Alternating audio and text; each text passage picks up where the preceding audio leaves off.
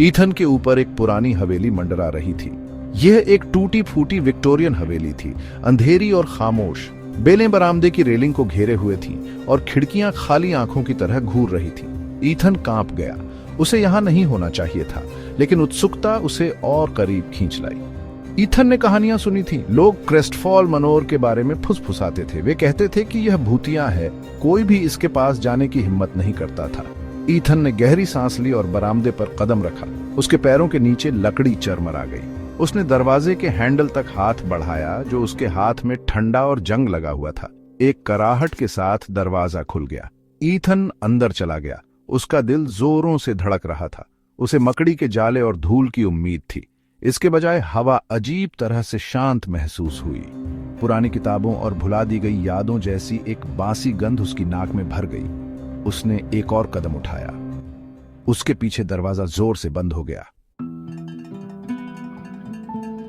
Ethan घूम गया। उसका खून जम गया। दरवाजा नहीं खुला। उसने हैंडल को खड़खड़ाया, लेकिन कोई फायदा नहीं हुआ।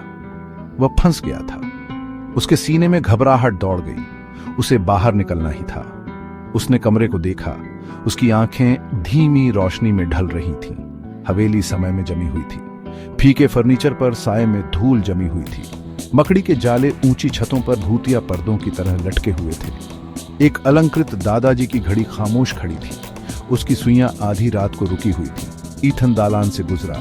हर कदम सन्नाटे में गूंज रहा था। उसने भुला दिए गए सामानों से भरे कमरों में झांका। एक रॉकिंग चेयर कोने में धीरे से हिल रही थी, मानो किसी अदृश्य हाथ ने धक्का दिया हो। ईथन दालान के अंत में एक कमरे में दाखिल हुआ। यह एक पुस्तकालय था, जिसकी अलमारियां धूल भरी किताबों से भरी हुई थीं। उसने देखा कि एक डायरी एक मेज पर खुली पड़ी है। इसके पन्ने उम्र के साथ पीले पड़ गए थे। स्याही फीकी पड़ गई थी।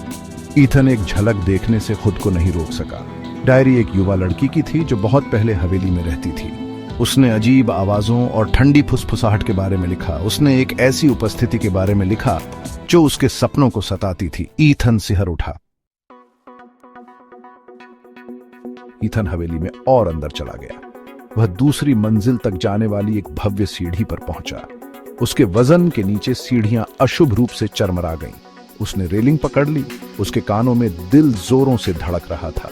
जैसे ही वह शीर्ष पर पहुंचा, उसने एक धीमी गुनगुनाहट सुनी। ऐसा लग रहा था कि यह दालान के अंत में एक कमरे से आ रही है। ईथन सावधानी से आवाज के पास पहुंचा। दरवाजा थोड़ा खुला हुआ था और उसने उसे धक्का देकर खोल दिया।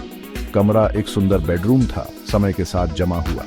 मखमली पर्दों वाला एक 4 पोस्टर वाला बिस्तर कमरे में छाया हुआ था, लेकिन यह बड़ा अलंकृत दर्पण था जिसने ईथन का ध्यान खींचा। यह धीमी रोशनी में अजीब तरह से चमक रहा था। ईथन एक कदम और करीब आया। उसकी भयानक चमक ने उसे अपनी ओर खींच लिया। उसने हाँफते हुए कहा। उसका प्रतिबिंब उसका अपना नहीं था। उसे घूर रहा चेहरा पीला और दुबला पतला था। आंखों के नीचे काले घेरे थे। और फिर वह मुस्कुराया, एक धीमी खौफनाक मुस्कान जिसने ईथन की रीढ़ की हड्डी में ठंडक भेज दी। ईथन पीछे हट गया। एक छोटी सी मेज से टकरा गया। एक फूलदान नीचे गिर गया। फर्श पर टूट गया। आवाज खामोश हवेली में गूंज उठी। ईथन का दिल तेजी से धड़क रहा था जब वह अपने पैरों पर खड़ा हुआ। उसे वहां से निकलना था। वह कमरे से बाहर निकलने के लिए मुड़ा, लेकिन दरवाजा जोर से बंद हो गया। वह फंस गया था। उसकी सांस उसके गले में अटक गई। वह उस अंधेरे कमरे में अकेला था जिसमें वह दर्पण था। उसने दरवाजे के हैंडल को खड़खड़ाया, लेकिन वह नहीं हिला। वह फंस गया था। ईथन की नजरें कमरे में इधर उधर भागी, बाहर निकलने का दूसरा रास्ता खोज रही थी। उसने एक खिड़की देखी जिसका कांच धूल और मकड़ी के जाले से भरा हुआ था। वह उसकी ओर भागा, खिड़की खोलकर, पर कोई फायदा नहीं हुआ। यह सालों पहले बंद पेंट किया गया था। ईथन का दिल डूब गया। अचानक उसने एक आवाज सुनी, एक धीमी घसीटने वाली आवाज कमरे के बाहर दालान से आ रही थी। ईथन का खून जम गया। वह दरवाजे से दूर हट गया। उसकी आंखें डर के मारे चौड़ी हो गईं। बाहर कुछ था और यह उसके लिए आ रहा था। जैसे ही दरवाजे का हैंडल धीरे धीरे घूमने लगा, ईथन की सांस उसके गले में अटक गई। उसने डर के मारे देखा कि दरवाजा इंच दर इंच खुल रहा है। वह तब तक पीछे हटता रहा जब तक कि वह दीवार से सट नहीं गया। उसका दिल उसके सीने में धड़क रहा था।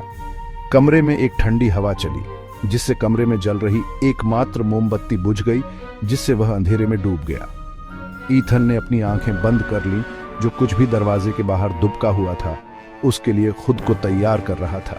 अचानक हवा फुसफुसाहट से भर गई। वे हर जगह से आते हुए प्रतीत हो रहे थे और एक ही बार में कहीं नहीं, उसके चारों ओर एक भूतिया चक्रवात की तरह घूम रहे थे। ईथन ने अपनी आंखें खोली। उसकी सांस उसके गले में अटक गई। द्वार में 3 आकृतियां खड़ी थीं। वे पारभासी थे, गर्मी की लहरों की तरह झिलमिला रहे थे। उनके चेहरे दुख और क्रोध के भावों से विकृत थे।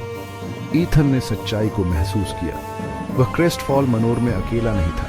घर उनकी आत्माओं से जीवित था जो इसकी दीवारों के भीतर मर गए थे। वह क्रेस्टफॉल मनोर के भूतों के साथ फंस गया था और वे पास आ रहे थे।